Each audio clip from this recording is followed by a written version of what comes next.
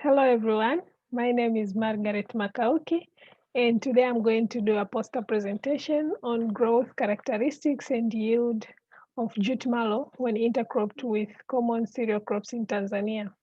This is part of my master's research. I did my master's at Nelson Mandela African Institution of Science and Technology. So jute mallow is one of the African indigenous vegetables which is very nutritious and it has a lot of socioeconomic benefits. So promotion and consumption of these indigenous vegetables could help mitigate food insecurities and even alleviate malnutrition in most developing countries.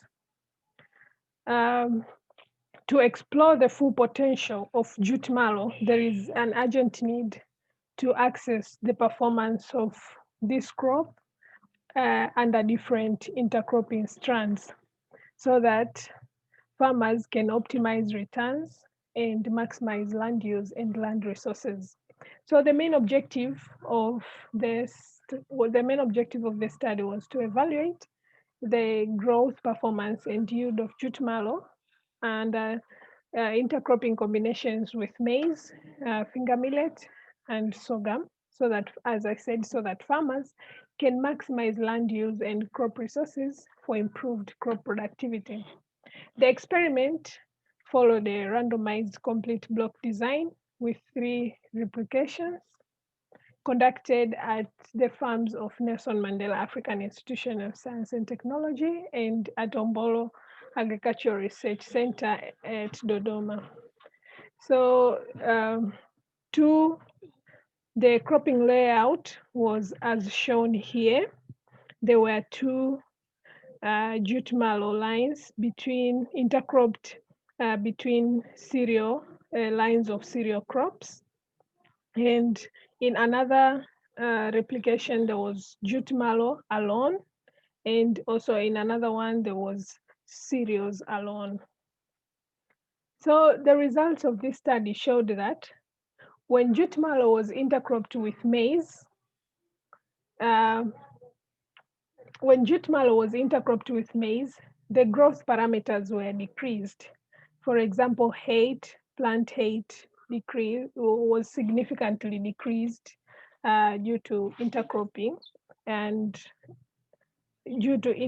with maize. Number of branches, number of leaves were also significantly decreased when intercropped with maize. But with stem diameter, so jute mallow, as expected, it performed better than it had a larger stem diameter compared to other intercropped combinations.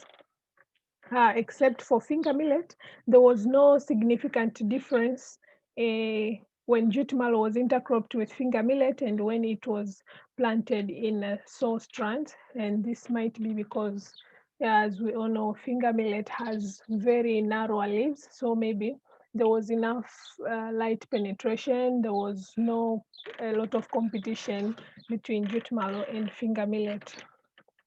When it came to yield, and there was fresh leaf yield was collected and seed yield was also collected.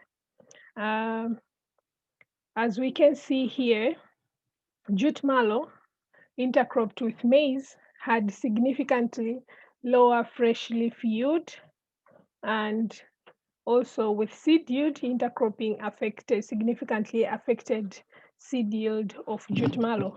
So the reason behind jute mallow to be affected when intercropped with maize, this could be probably because of the broad leaves of maize. So it made the competition, light penetration was lower, and this made the competition even higher in between these 2 crops.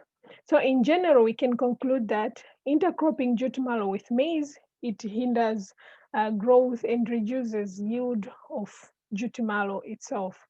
And also, jute mallow, it can be intercropped with sorghum and with finger millet without that much effect, without being significantly affected in the growth and fresh yield parameters of jute mallow.